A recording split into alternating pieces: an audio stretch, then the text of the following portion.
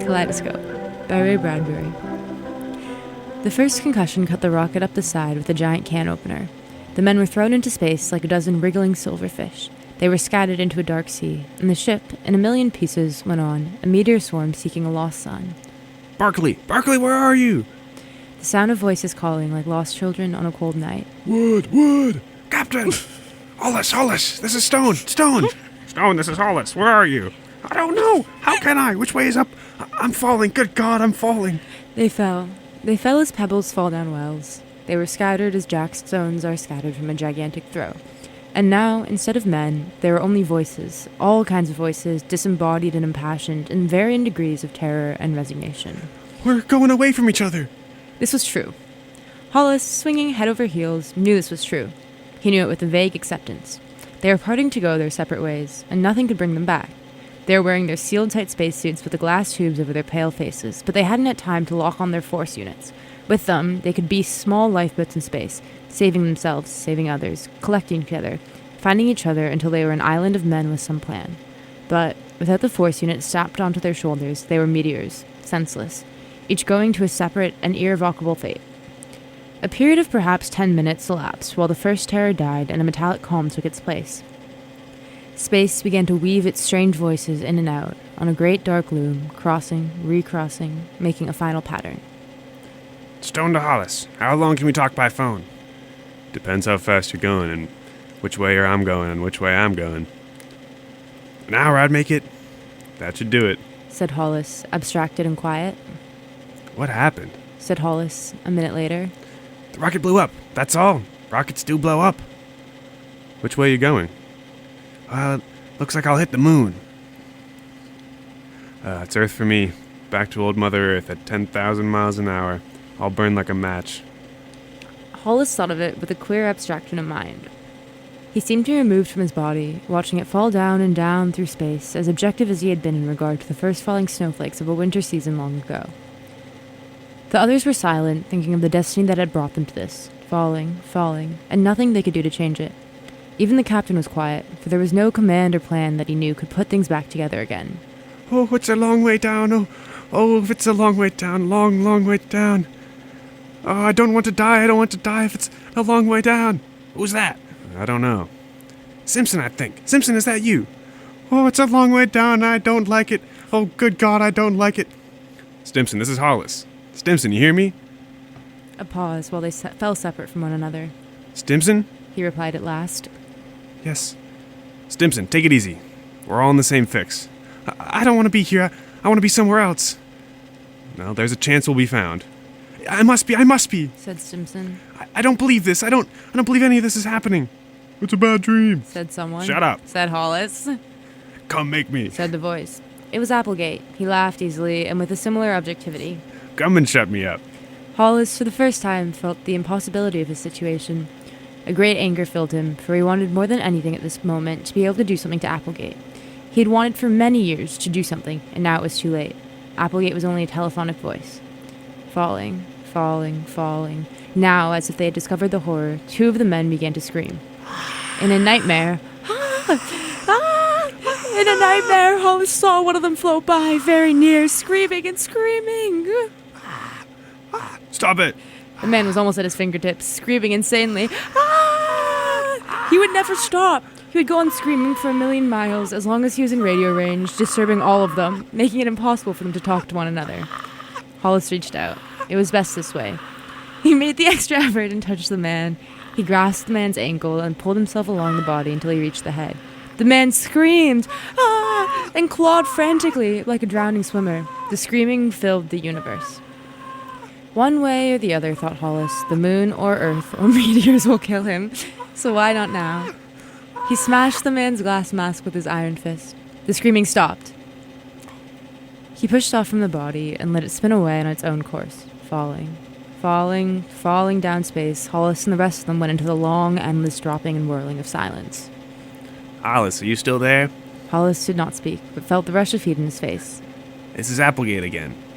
All right, Applegate. Let's talk. We haven't had anything else to do. The captain cut in. That's enough of that. We've got to figure out a way out of this. Captain, why don't you shut up? Said Applegate. What? You heard me, Captain. Don't play your rank on me. You're 10,000 miles away by now. And let's not kid ourselves. As Stimson puts it, it's a long way down. Oh, see here, Applegate. Can it? This is a mutiny of one. I haven't a damn thing to lose.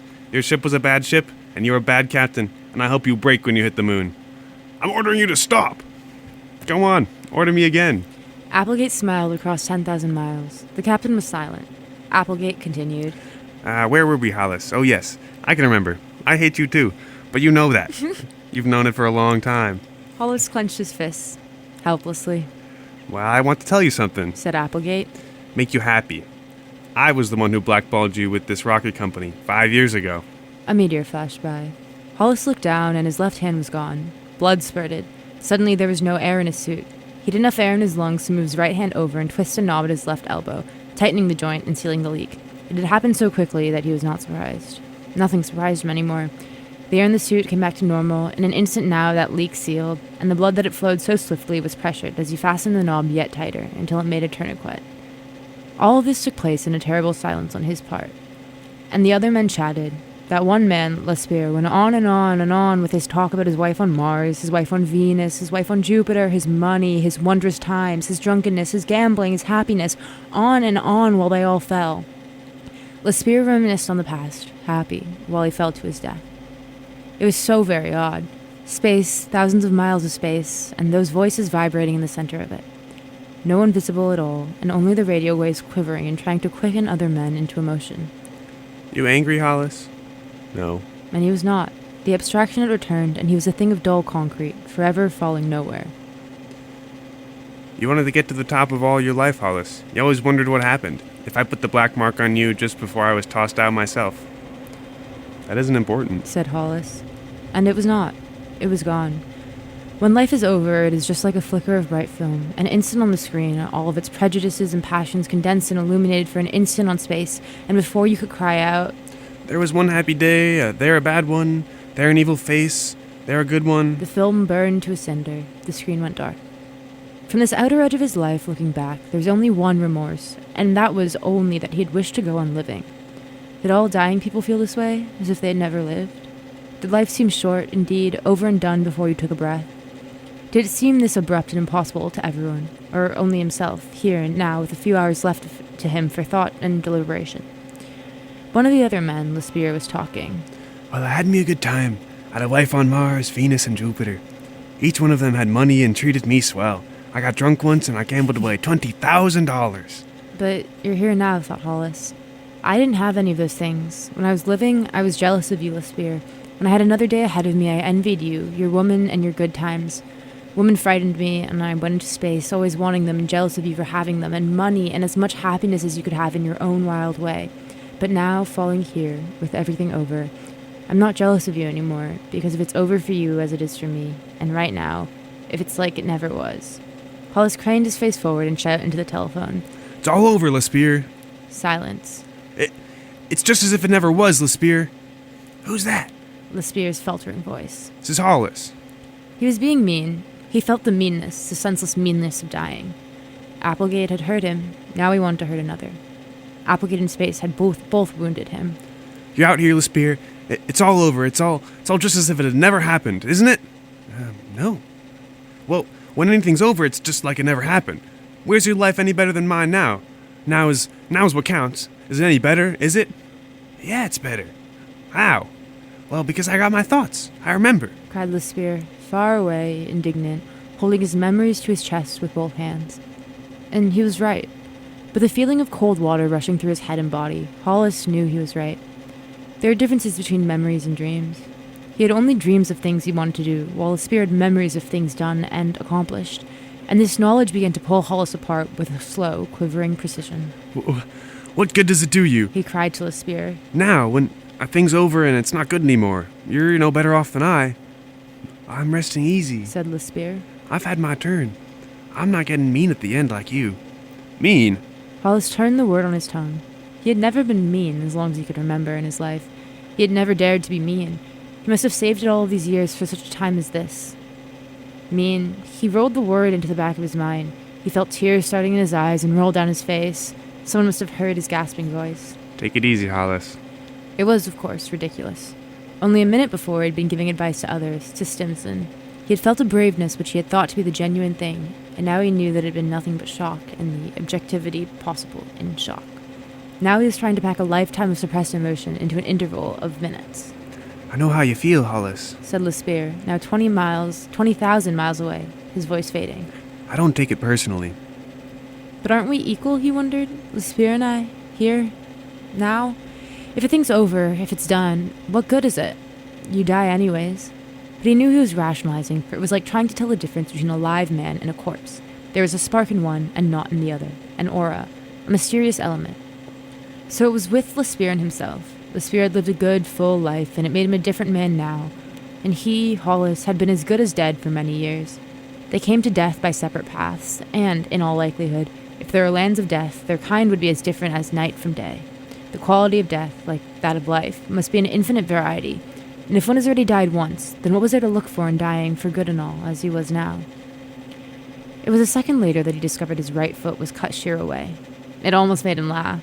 The air was gone from his suit again. He bent quickly, and there was blood, and the meteor had taken flesh and sewed away to the ankle. Oh, death in space was most humorous.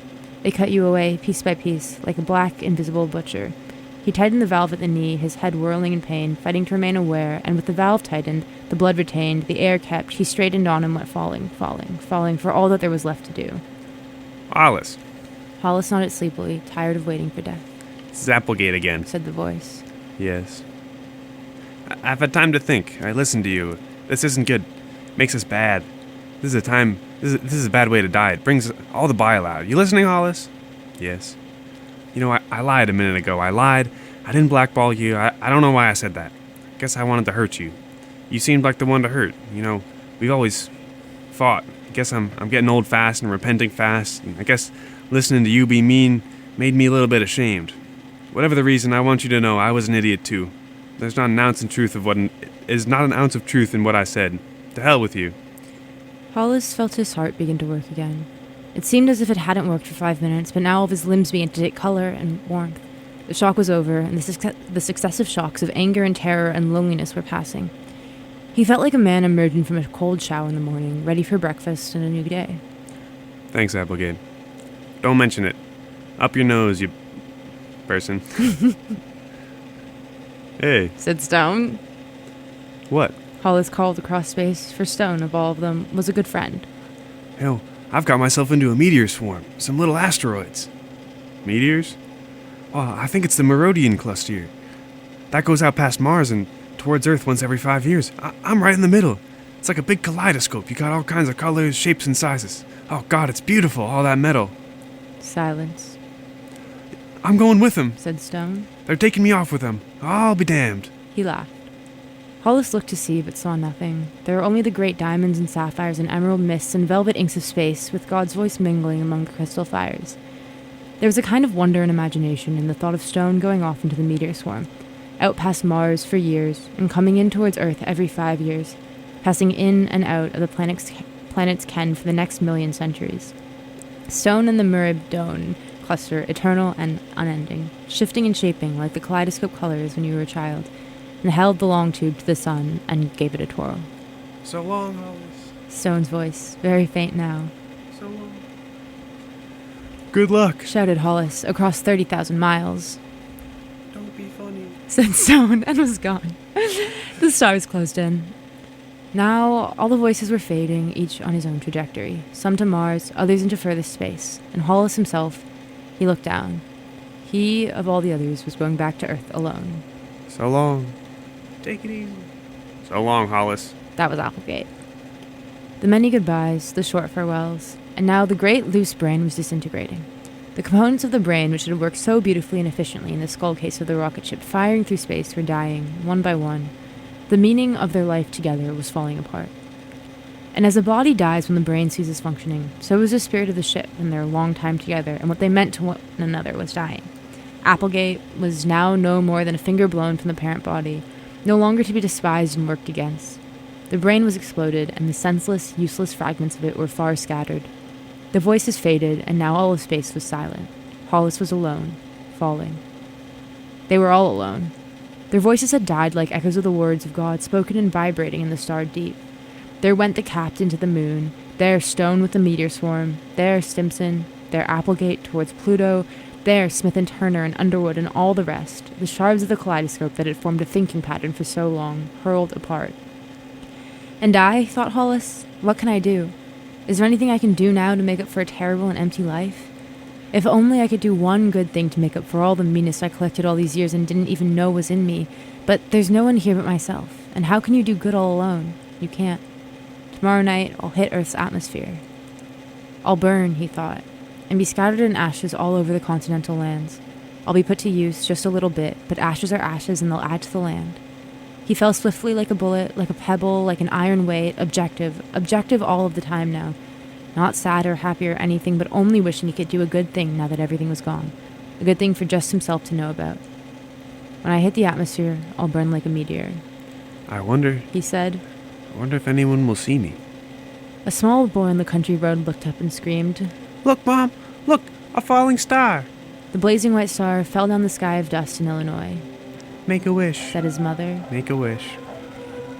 Thank you, everyone. Thank you. Again, that was Kaleidoscope by Ray Bradbury. I'm Allie. I'm Quinn. And you're listening to the Willow Tree Theater on air. And On WMFO on 91.5 91.5 FM, in Medford. WMFO, Medford Toast Freeform Radio. Tune in. Tune in.